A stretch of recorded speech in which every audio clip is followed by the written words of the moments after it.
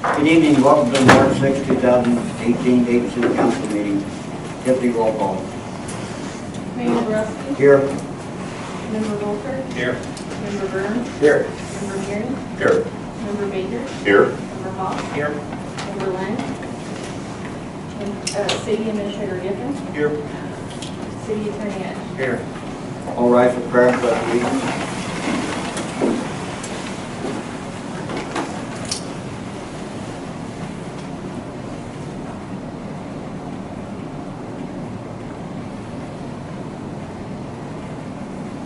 I pledge allegiance to the flag of the United States of America and to the republic for which it stands, one nation, under God, indivisible, with liberty and justice for all.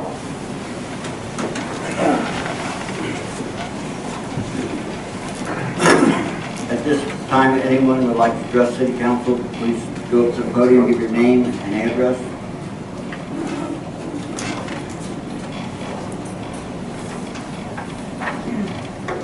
Hello, my name is Anna Zinkon. I live at 5210 Owl Creek Road in Camp Springs, Kentucky.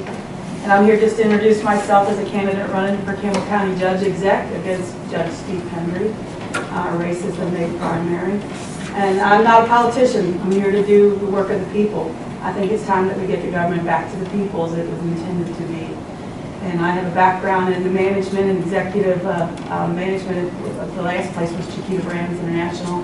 And I left there to open my own business, and I have a horse farm in Camp Springs that's been running really well for 20 years, and I'm trying to hang it up and retire and give my time to the public. So I just wanted you to be aware that I'm out here, and if you have any questions, things, I'll stay for the entire meeting because I want to learn what's going on in Dayton.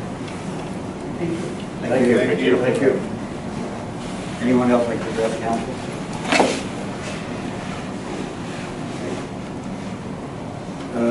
This time for approval with the minutes for February the 6th, 2018. Make a motion we approve February 6th council meetings minutes. Motion by Burns. Second. Second by Jeff. Take your pick. All in favor? Aye. Opposed? Second reading of 2018-1 Duke Energy franchise. City of Dayton, Kentucky Ordinance 2018 number 1. An ordinance accepting the bid of Duke Energy Kentucky Inc. for a 3-year non-exclusive franchise for the use of the public streets, alleys, and other public grounds of the city for the transmission and distribution of both natural gas and electricity through and for consumption within the city. This ordinance adopts and incorporates a 3-year non-exclusive franchise agreement as required by the Kentucky Constitution and Kentucky Revised Statute of Duke Energy for the use of public streets, alleys, and other public grounds for the transmission and distribution of gas and electricity throughout the city of Dayton. This is second reading. I'll need a motion. I'll make a motion to adopt 2018 number 1. Motion by Second. Voss, second by Member Burns. Any comments? Roll call vote. Member Gearing. Aye. Member Baker. Aye. Member Haas. Aye. Member Volker. Aye. Member Burns. Aye. So ordered. Second is the second reading of 2018-2 Manhattan Harbor Pattern Book. City of Dayton, Kentucky Ordinance 2018 number 2.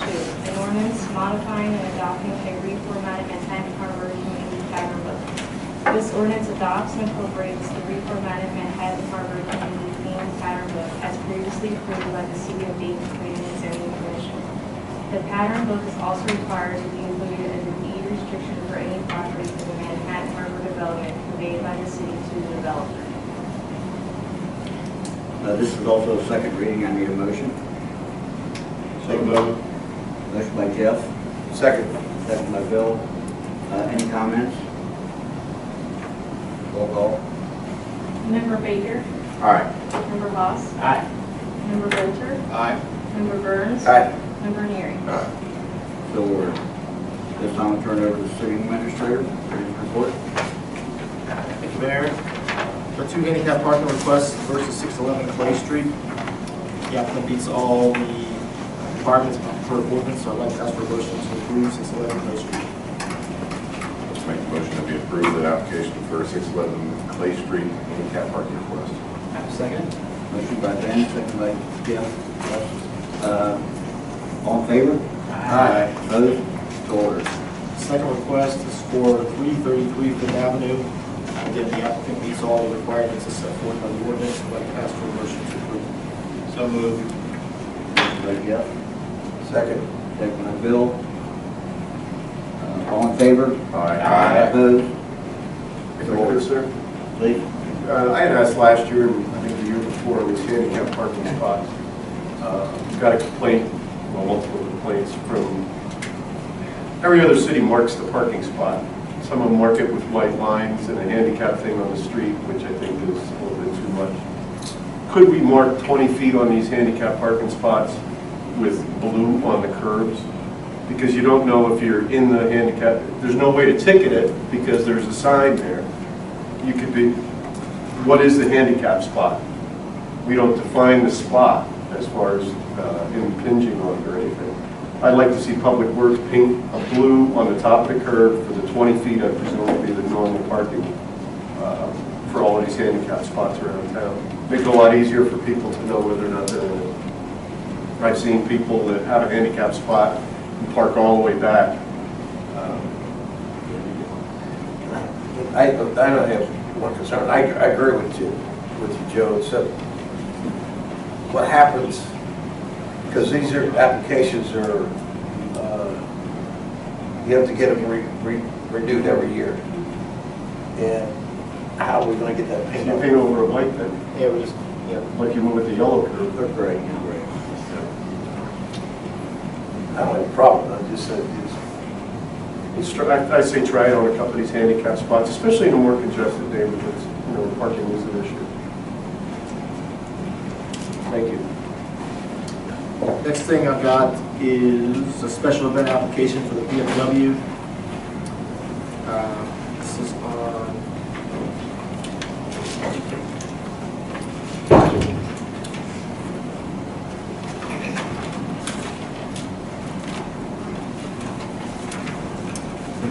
That's the paperwork. there it is. You got it. April 28th, from the hours of 10 a.m. to 4 p.m. They are requesting that Main Street between 6 and 7 be blocked, 10 a.m. to 4 p.m. I believe they did this last year. I saw no problem with the application. Make sure we close the street off. I'd like to ask for a motion to approve. If there's not any questions. So moved. Motion by Bill, I'll second. second by Joe. All in favor? Aye. Opposed? So ordered.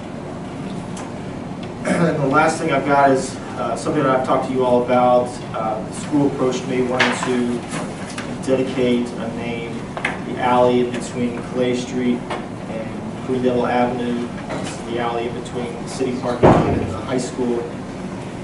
They've asked to keep the name a secret so that it is a surprise when they unveil it.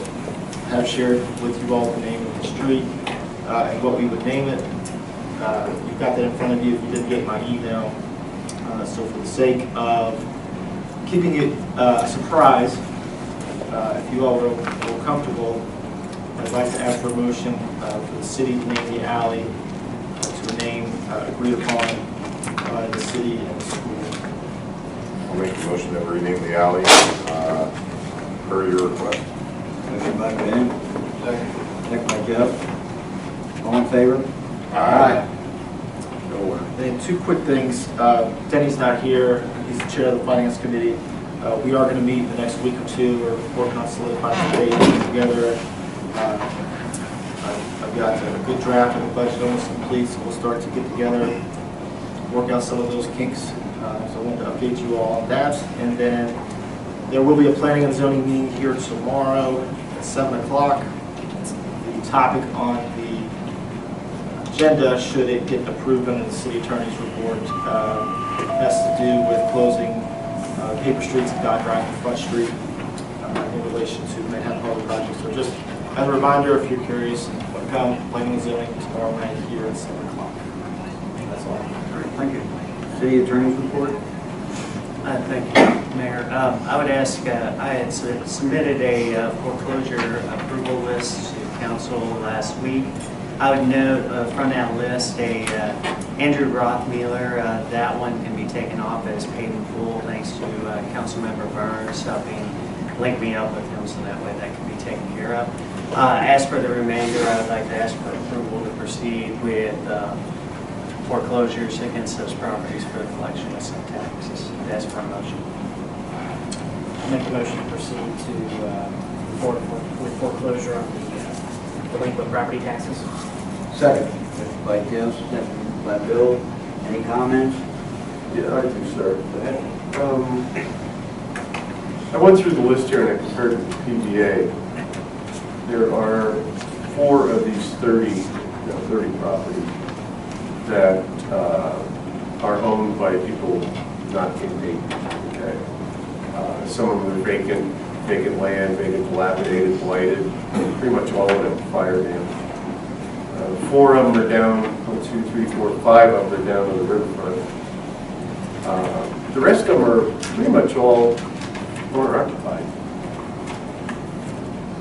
I presume that we cannot pick and choose. No, you don't want to get into that because, once you start picking and choosing based on, whether they're vacant versus owner occupied could possibly lead to litigation on that front. But all these meet a standard formula that we've used in the city for years, being either a 2 years and severely blighted or 3 years delinquent taxes. And several of them are actually past 3 years. Yes, you want to for 6 years. Yeah, there's one for 7, a couple for 4, a couple for 5. So, the hopeful thing is, Councilmember Harry, is like some of them I do, if they come up to me and they do ask, I always will at least try to attempt to work with them to try to get it collected versus actually going through with a completed foreclosure. If I can collect the funds, I will. I'll work with them through payment plans and things that I can try to do through my office to try to minimize that damage to them. But in a lot of cases, it's really kind of up to the property owner to show up and do their part too. Tom, how long do they have it? As to For foreclosure, actually? usually I'll probably do considering the amount, I won't do them all at once, but it'll be over the next few months. I'll do them in groups, 5 or 6, similar situated properties. And is this litigation above and beyond your normal? Yes, it is. And what happens is the costs that are, because the ordinance that allows us for the collection of taxes allows you to put attorney's fees. What happens is I collect my fees if it's sold and the foreclosure is completed. That's when I would get through. So your attorney's fees would not be from the city, but rather from Yeah. from the defendant? Yeah. Thank you. That's all I have, sir. Anyone else? Roll call. Member Hall. Aye. Member Baker. Aye. Member Burns. Aye. Member Neary. Aye. Member Baker. Aye. So ordered. The next one that I wanted to give you an update on is that we have the delinquent occupational payroll taxes each year. And what we've been doing and been very successful in the past is, and I wanted to report to you how many that we were going to take as to how many occupational and payroll taxes. Looks like there's going to be 7 for occupational on rental properties and 4 for occupational on just regular businesses. We will proceed by filing a criminal complaint as our statute allows for violation to be a criminal penalty. And usually, by the time we get them in court, the judge will tell them they need to pay up or face, the prosecution charges. And usually that'll be the trick to get everybody to pay up. We've never had anybody actually have to plead guilty to it. Most of them realize once they get to court that it's a pretty serious matter and that they need to take care of their taxes. So, just want to give you the update on that. Then the last one I have, as Michael alluded to, I'd like a motion for approval to proceed with the closing of the paper streets of Dodge Drive and Front Street.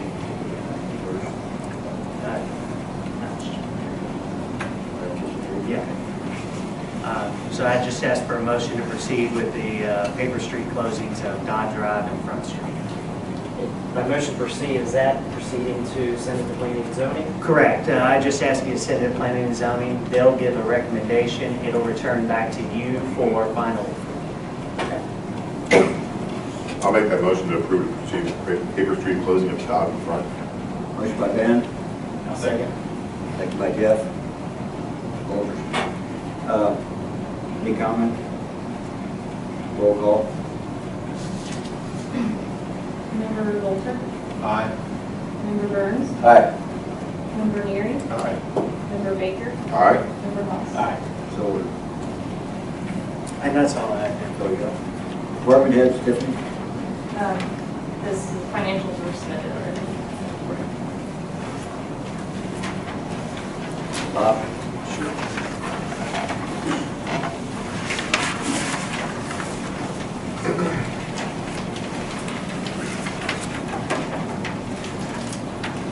Mayor and Council. Sent a PDF to all of you, we'll go over that tonight. The biggest thing is the expenditures on the CCAT program. There are copies of it over there if the audience wants to see it. Starting off, February Main Street meeting, we went over the preliminary drawings of the streetscape designs for 6th Avenue and the street light projects along 6th Avenue and behind Walnut and Terrace. Got a lot of good feedback. Put that together and send it back to GRW. Well, so moving forward. Divine Waffles and Wax opened this month, and this month we had several businesses opening over the winter when it was cold and snowy. So we pushed back the ribbon cuttings until we got a bit better weather. We have ribbon cuttings one tomorrow at noon for Dayton Vintage. If you go by there, check out their new sign and the window decal they did that. It's very nice. Saturday, the 17th, we'll do Divine Waffles and Wax. And Buck's Barbecue, let's do it on Wednesday, March 21st. All these will be around 10 days. So it's there. And I want to talk about an event that the Dayton Main Street program is sponsoring and moving forward. We're working with the Kentucky Heritage Council. And we're going to have our first Dayton Heritage Dinner at the VFW at 6 p.m. on the 31st. Well, a Kentucky-themed dinner of beans and cornbread. Pearl Poulet is going to do the beans and cornbread for us. So there'll be very good beans and cornbread idea there tonight. We'll have sweet and unsweet tea, and since it's the VFW, if you want other beverages, they will have them there. So we'll look at that. And for entertainment, we're going to have, we'll be brought up by David Hurd, who will be impersonating the history of Kentucky's own Grandpa Jones. Those of you who have a little gray hair may remember him from Hee-Haw. So it should be a fun evening for everybody. Since we go to the City Building and the Dayton Heritage Museum and also at the door, the event is free and the dinner is $6 for adults, $4 for children, and all the proceeds from this dinner minus our costs for doing this are going to work. We're going to give money out to other Dayton community organizations, the Heritage Museum, and we figured this was a nice way for us to do something good for the community and also raise funds for a lot of the civic club and local football and whatever, so we could raise some funds to help them move the business forward. So now we go over the CCAP. Just kind of give you an idea of what we've done here in expenditures, starting off with business occupancy. The first year we did 16,000. The second year, fiscal year 16-17, 8,500. And then last year we canceled this aspect of the CCAP program. This one is the one that has given me the most trouble. And so we're not doing it. We canceled that last year. This sought structural improvement. In the first year we did about 14,000 on that. And this fiscal year we've already done about 8,800. So that's the one. We've got some good projects going there. The windows at 526. We helped with the boiler at one of our commercial buildings to make that useful. So getting some good activity out of this program. Rental abatement is by far our most popular program. We did $4,800 the first year, $11,500 around the second year, and already we've got $13,000 this year. So that's really going forward. We did make some changes to that last year. We capped it on a per year basis at $5,000, and now it's a 50-50-25 program. And it's, the last year is capped at $2,500. So it's still working, going forward. It's still going well, and so that's going along. Uniform signage is another good example. It shows you the activity that we have with businesses getting signs. We did about three the first year, a couple the second year, and we've got about 5 signs up this year. You can up and down the avenue from Dayton City, Solana, Brown, Solana, yeah, I can't say that, Solana, Broward, Bucks, you know, up and down the street, so that's going well. And we're talking with Hometown Heroes and Divine Waffles in Wax. Divine Waffles in Wax wants to use the funds towards their replacing their line. So we'll get to that probably later this spring. Usage, you have an idea of how the funds are being used. Graphs there show just how the funds are being used by each year.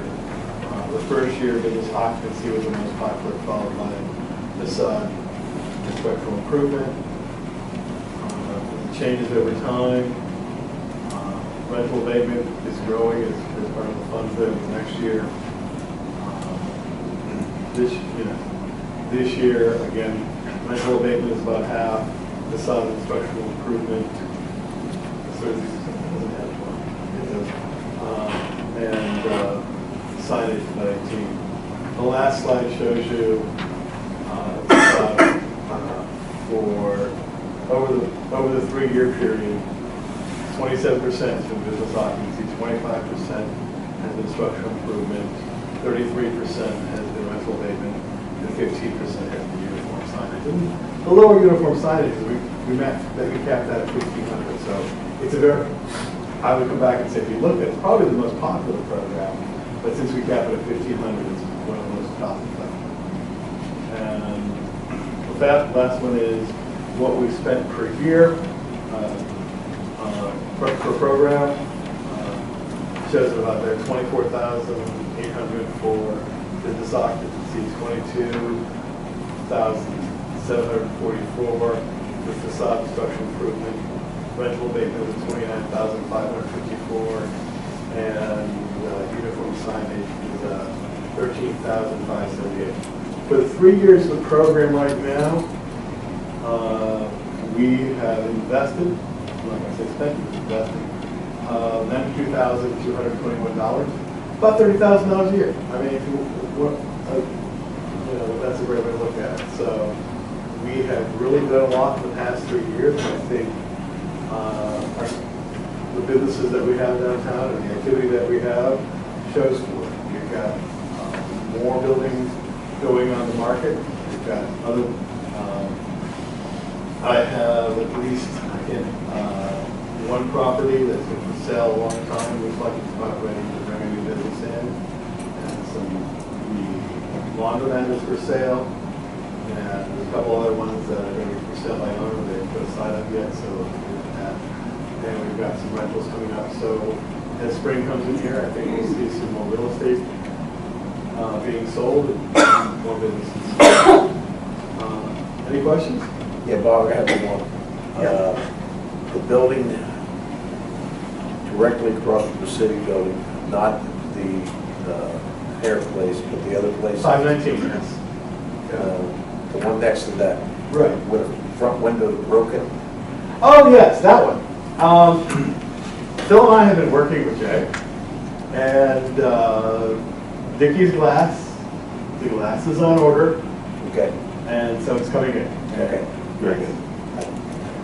And so he's got some plans, and I talked to him, and I said, you know, let's talk about those when that windows fixed. Right. So we did, yeah. Thank you. Yeah. Phil and I have been working well together, and we're also getting ready to move on some properties along 6th Avenue that have been vacant for a while. At least over a year. least the ones that I know have been vacant as long as I've been here, so it's time for the vacant property, but we'll get straight to the yeah. Last year, we changed the ordinance with the neighborhood business district to include the corners.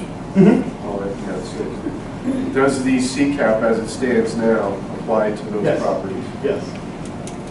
So that's the way we're marketing it? Yes. Because I did notice the advertisement for the one across from Hansman's. Yep. That they included that in there. Yes, they did, and he's got facade special improvement application in. He's kind of waiting to see if he gets somebody rented to move forward on that one, so yeah. So it applies to those. I was talking to another property owner today.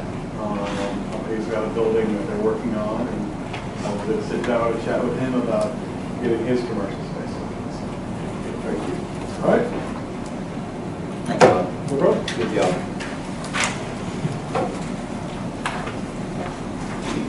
Next, code enforcement, Phil.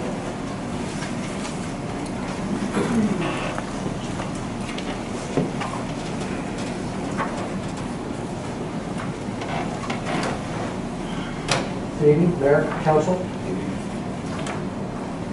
You'll receive my report just to kind of summarize that. There were 22 closed cases. A few of those were mine, but a majority of those come from cases that Rich had opened and actually did not follow up on. And through an inspection, it was confirmed that they did follow up and complete what was required of them to complete. So there were 22 cases that were closed through the month of February. Also, there were 47 letters issued comprising of violations or citations. Of those, five letters, and those were all violations, were issued for failure to report vacant property. As requested by Joe, I've stepped up on that. In addition with Bob, we're working on that on 6th Street. I just sent out one for 606 McKinney, which is right there on the corner there across from Trotta's. That's been vacant for well over a year, so that letter went out today, and there will be more letters, again, for different places going out in March. If you have ever get any calls or anything from anybody, don't hesitate to forward them to me via the email or via the website, anybody and everybody. You can get on the website, do it anonymously. If you have something to report, don't hesitate to get that to me. The same with you all. Somebody forwards something to you, don't hesitate to get it to me. We had 2 code enforcement hearings, one on the 12th and one on the 26th. There were 3 cases on the 12th and 2 cases on the 26th. 4 of the 5 cases, those appeal hearings were all upheld, and 1 case was a no-show, which that just reverts back to the automatic fines that were sent out in the citations. And, that's all I have for this month, unless anyone has any questions. So are you encouraging citizens to report these vacant properties? Absolutely, absolutely. You know, they know their neighborhoods. Yes, You guys are here absolutely. during the day, don't see them dark at night. Yep. And I see 12 of them between my house and Urban Terrace. Yes, send me the addresses and I'll follow up and get those letters out. I'll confirm them with Tom, with Donna to make sure it doesn't cross hairs from what they're working on now, but we'll get letters out to get them. Anybody else? Thanks, Phil. Lieutenant Baldwin, police department. Provided by copies of the monthly report.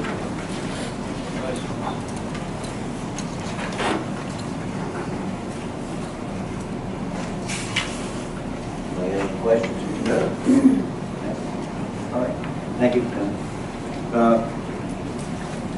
Fire department, Captain Richmond. Good evening, Mayor, Council. You have a copy of my report. Only a couple things was our GASB audit was completed. There's no concerns in our accounting. We had a structure fire in Urban and Dayton, which resulted in minimal damage to property. Best wishes to him on getting remodeled and getting that taken care of. Thankfully, our communities didn't receive really any calls due to the flood, so we were very fortunate in that aspect. We had a couple basement issues with water that mainly due to rain. So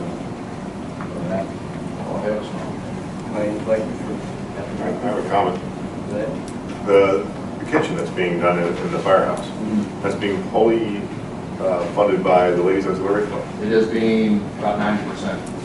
We're committed to 7,000 out of our budget. The women push 12,000 to do us. I just think it's pretty incredible. Yeah, women will take care of that. Very nice and handle that. Yeah, it's something I read about and chatted this week about, and how even sitting on the fire board, I wasn't aware of the level of commitment they've given our fire department, and that's one of the mentions. How we're thankful and indebted to them for their work. We're very, very thankful to have them. I think, if I'm not mistaken, the Dayton Eagles have put a contribution in going towards. I believe the Eagles are looking to put about a $2,000 donation towards us, so that's going to go in the project too. So that enabled us to get forward on some other work. So yeah, we're very thankful to them too for giving us that donation. Where are we on the radio? This is a big subject, especially in these smaller communities. On the 800 meg, so Yeah, when and how much? we had a meeting earlier last week where all the vendors came out and presented their options. Kenwood was the one that gave us a price. Motorola was kind of over here. Other brands over here. So the prices were all over the board. It really just comes down to how many units we're going to purchase.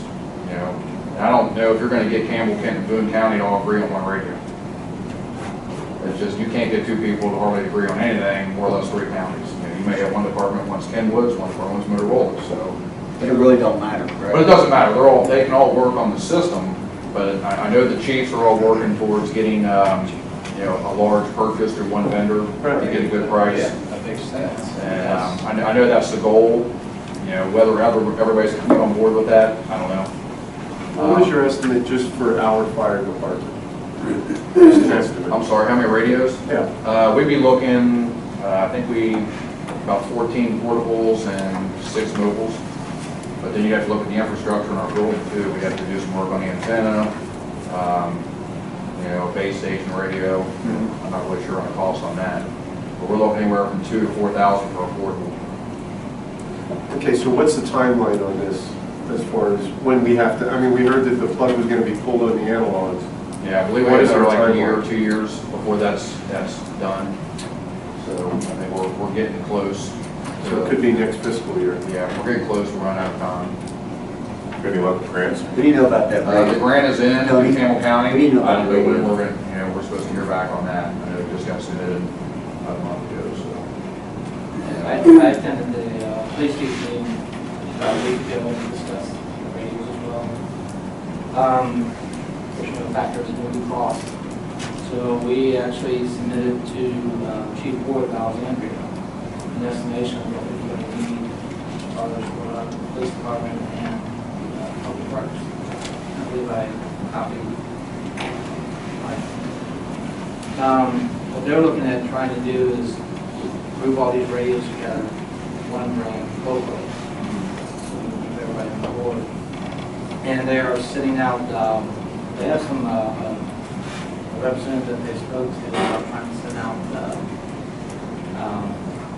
district calls, trying to set some type of financing options for all the departments together. So that's kind of what we're doing. I haven't done the chief's meeting, I believe, next week, after the 10th.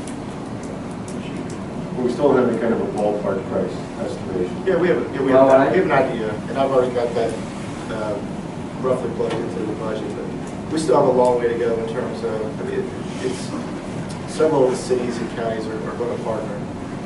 We just haven't got to a point to figure out how many are going to partner together. But it obviously makes the most sense to on some level, have a partnership, whether it's just with, maybe it's some Campbell County communities, maybe it's those Campbell County communities and the county, and hopefully it's a little bit more joint venture with multiple counties, because obviously more people that participate drive down the price per unit. So, you know, they have pushed back from what I understand. I mean, initially when this news came out, it was we'll student in 2018, but that's not going to be the case. There's still some ducks to get in the road. We have a rough idea of what the costs are going to be. We'll go ahead and plug it into the budget, just as a precaution. This go around, and as we'll find out some more things this spring, we can adjust those numbers. But there still hasn't even been a long-term discussion of partnership, but there's obviously going to be a partnership of some levels. no federal grants for any of this kind of stuff? There are. There are grants. Campbell County has put in for one. All the cities have partnered together. I know Boone and Kent are trying to do a similar pipe grant to get in for something. We're really still just kind of needs assessments where we're at. You know, the police radios are different than fire radios. You know, the price is different. They need a better lapel mic for better transmissions than we need. There's just different scenarios. There's still a lot of things need to be figured out. So it's one of those where it's coming, but we still have some time because we still have some things to figure out before we get drilled down. Obviously, final cost. But we have an idea what they're doing. But we still don't have an idea of the date. I mean, it's going to come to. No idea. Thank you. All right. Next is communication. None? Any petitions? Council? I had a petition last month about pricing out the half-court basketball court at the Vine Street playground. Was there any feedback on that yet? Pricing. Yeah. Good. Can't fit. Talk about where we currently have the Right. Right. I mean, I don't see how it would fit on there.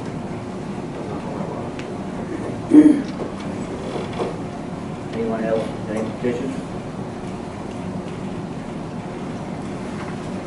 Unfinished business? Any new business? Driving down Dayton Pike, as you get towards 7th Street, there's a deer crossing sign on the pole there, a yellow sign. As you come around the bend, just start to notice there's this large mound of earth moving, it looks like, towards Dayton Pike. It's bulging out like it's about to slide on the pike. I just want to bring that to somebody's attention, to get Public Works to look at it. This is right around the bend, right where you're talking about. Yeah, it just, I never noticed it that much before. It wasn't. The guy messed with that wall, and then he died, and it seems like it just sort of, you're right, just started moving. I know exactly what you're talking about. Anyone else have any new business? I had a question about Route 8 and the pothole issue down Fourth. Yeah. And I know we spoke with this. It's a war zone down there, and we're trying to traverse it on a daily basis. Our bending rims. I spoke with the state yesterday. Again, they said they're going to get to it. Call them out to it. Is there anything with EPA on that, or? No, they said they're obviously dealing with it all over, so sure, they didn't have enough time. Historically, how long does it take for the state to fix something like that? It's state route. It's bad. There's no estimate. I mean, there's no time frame. Just Michael, do they ever let us do the work and reimburse it? Or like pothole type of small stuff? we have not done that since I've been here. Yeah, I was just wondering if that's a possibility to get it done quicker and then them reimburse us if it's a small thing. You know, I don't know. There's some creditors down there that And we can make a phone call. I mean, Michael could call state and ask them if they will do that, but, I mean, it is their highway. I mean, it is their road. Right, I mean, we don't want to pay for it, but if we could do it quicker for, you know, obviously reasons that people's cars get tore up, that kind of thing, it'd be best. Yeah. At the same time, could you talk with SD1, because I understand that between Benham and between Benham and Kenton, that's where they have that flooding problem all the time in the small pipes. We're going to be redoing that road, hopefully. Would SD1 want to increase the pipe diameter there at the same time? They can look into it. I had a meeting with them last week, and we brought that up amongst other subjects, but at least for the next step, what I could do is ask them to formally, they would have to formally study it, and they would have to tell us if upsizing the pipes and then fix the not that we're going to and if it's something that they say, yeah, we think we can fix it, then we can take the next step on figuring out. We would probably have to do, they would have to be a shared costs thing, so they're not going to pay for 100% of that. Understood. That would be the next step, is to have them, formally take another hard look, or at least a hard look at it. the consultants, we look to come back to them with a report. Because that may be adding to the, the sponginess of that road down there. It's having it torn up even more. I mean, it's repeatedly flooding down there.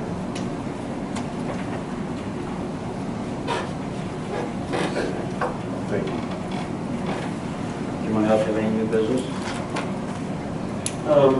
Actually, I guess it's, I don't know if it's old or new. Grand Park Street's up there. Where do we stand on that, Michael? Essentially, we've gotten back, the last thing we did was last month, I brought in a contractor and had him look at the study that was done for Marathon. And we just asked his general opinion, looking at the report, looking at the road, if he felt like it was a mistake that was made by the developer, I wasn't holding him to his word. We were just essentially, Tom and I were looking for some sort of backup that would dictate to us whether or not we could take and pursue legal action against the developer. And Tom corrected if I'm wrong, but based on our conversations, we didn't really look too promising at this point. No, there's several things without giving into too much detail, but the process of between the design and construction of it to where there were issues with it, but issues that should have been noticed with the road at a significant time before they did appear, and should have been discerned, maybe more in the construction phase than, in the after construction phase as to, what the problems were. But at this point, what we're going to do, we're going to take a couple more steps. Me and Michael are working together to see what other steps that we can take to maybe take some action on it. I'm just leery to disclose too much just because it might get into some kind of potential litigation discussions. So, and I know Virgil and I know Jeff, you live on that street. We're legal aspect out of it. What are we going to have to do? What is someone going to have to do to the street to fix it? But I shouldn't say legal aspect, I think I misspoke. We're not out of it entirely. We do have, what Tom and I did, we do have a couple of remaining options that we talked about a few weeks ago. If, in the worst case scenario, but I think to answer Jeff's question is he wants to know what would it take to fix the problem. We not only have to just repair the road, we're going to have to make substantial subgrade repairs as well. And the tricky part is we would need some level of cooperation from the owners of Grand Park, because if you're going to fix the underlying subgrade in the road, you also need to have homeowners tie in their sump pumps to the storm line. And we can't, at least on the surface, it makes it a little bit more difficult to force that. I'm not going to say we can't do it, but it's going to require a combination of the private homeowners cooperation, substantial subgrade improvements. It's mentioned in the report what some of those improvements would be, and then obviously on top of that, the cost of the road. And I think SD wants to be involved too. Now I've asked, Because you can't tap into that school without getting the okay from the SD. Understood. I've talked to a couple of the legislators about, I know road funding isn't what it was even just 3 or 4 years ago, but that's one of my top requests at this point is that they can find some extra money. And we do have to pursue this project with the notes to have some state backing road funds to help cover it. It's not a quick fix, obviously, but it's pretty substantial. Well, I know at this time of year the roads are in the worst shape because they're heaving fine. But with it being a concrete bed on there, even if we were to put blacktop over it, the underlying problem's still going to exist. That's the problem. Even if you spend money on concrete, it doesn't solve the problem. Right. There's so much underneath. It's the sub-levels. I mean, it's going to get worse before it gets better. So is the plan to start patching these parts that are heaving, or wait until? We're just going to continue to monitor. I mean, if it got to the point where it was going to be detrimental to vehicles, then we'd have to act. But at this point, I know it looks bad, but it's been a couple months since I've been up to it. It's not. It's the same. It's the same. And it is a Pretty dedicated, solid. Yeah. Let's go. they are dedicated streets in our city. I'll know real quickly if it's gonna damage some vehicles. I'm correct. When was the road constructed? The first portion of the road was done in 2007. The part up going up Michigan Avenue was done in 2012. And then the final phase, maybe they will In 2007? It should not be fair. In 2007 was already passing statute of limitations. Phase one. That's the first phase. It's not just phase one that's fair. Well, I'm just saying, phase one though, there's no legal, I don't think you have any legal options. It's colorful and we're exploring all those options. Okay. I went through this up at River Point, I know, 7 years, baby, in Kentucky. The damage actually impacts, I think, all three phases this side. Mostly phase one. I feel bad for the people that invested in homes in there, and you got water coming out all over the place. And I know the sump pump issue, that was I don't know why that was approved, but nonetheless. No, it's not even just on the streets, it's in the yards. Yeah. Another thing I had, sir, if I could, if we could have on our monthly report the park board funds budget. And are there any plans, I know Sergeant Park, again, I'll keep bringing this up. Number one, I'd like to see if we could have Public Works, especially before the honeysuckles take over and start blooming and everything, if Public Works would go along Lincoln Road and pick up all the winter Bud Light. Somebody up in the neighborhood's drinking a lot of Bud Light and throwing the cans over there. But it's a lot of trash along Lincoln Road right along the edge. What are the plans for Sergeant Park? Or, you know, we have yourself and the city clerk and Councilman Bolter on the Sergeant Park board, but now we've changed it so that Sergeant Park is part of our park system. Can we use the park fund in Sergeant Park legally? Yes. And I was here about the Sergeant Park fund, which has been sitting there for a long time. The Sergeant Park Fund is a trust agreement where they deposited funds and we can only use that for Sergeant Park. We can use park funds for any dedicated park in the city, and you can use general funds for parks as well. Understood. You'll see difference on this year's park budget versus prior years. You're going to see specific dedications to each park and allocations to money in particular projects. Obviously, Bob's been working on, and he's applied for a couple grants up there for trails, recreation, and other funds. Do you mind if I add something to that? Yeah. Thursday, I'm actually having a day retrieving service come out, and we're going to walk Sergeant Park. I want to get some, we're working on a recreational trails program for Sergeant Park. We applied for it last year, the grant pretty much went out for this year.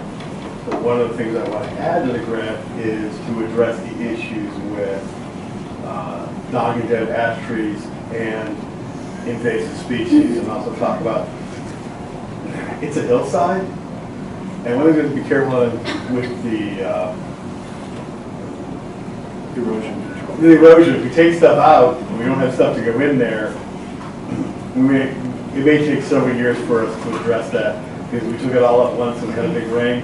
We could find the hillside at the bottom of Sergeant Park. So I'm all against the multi-floor roads and the honeysuckle, but those roots actually right now are holding what's there. So I talked to DJ Scully about this, and it's one of those things that's, you know, we'll have to work on that. But most definitely, I wanted, before we really, it's not closed to walking through it, before we really start promoting it, I want to make sure we got a plan to take care of the ash trees and work from there. So Thursday, the tree service is coming out. I'll be walking through Sergeant Park with them, and we'll take a look at it. And we're working on two aspects for the grant. One, an assessment, and some ballpark figures I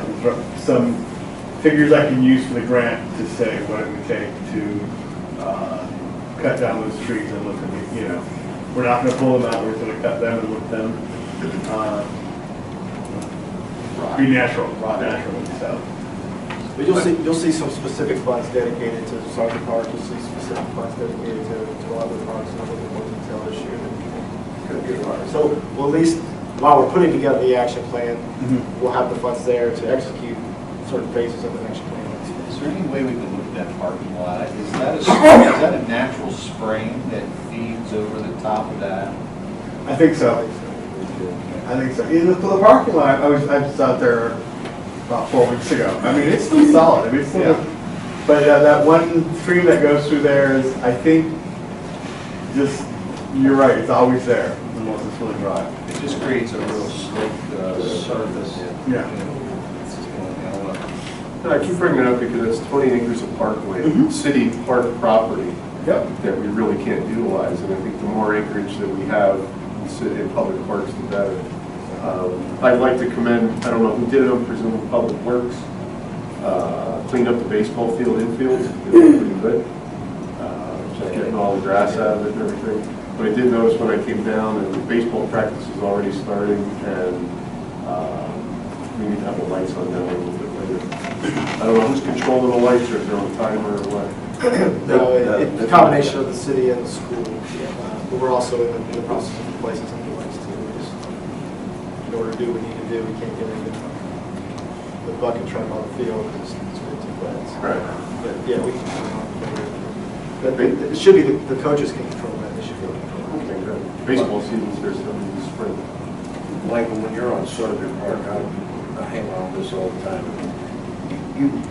I don't care if you fix it up, if you're not going to advertise the place, it's not going to get rented out. So whoever's in charge, whoever's on the committee, I think that's one of the key things you want to adhere to is advertising the use of the Sergeant Park. And advertising means just, not just locally, put it in a Cincinnati newspaper or put it, I don't know where you can put it out there. That place could be rented every weekend. Well, it's the only city park we have that's locked. Why?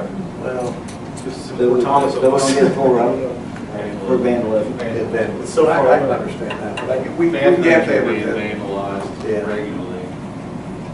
I mean, even with it locked, we went up there, patched the roofs.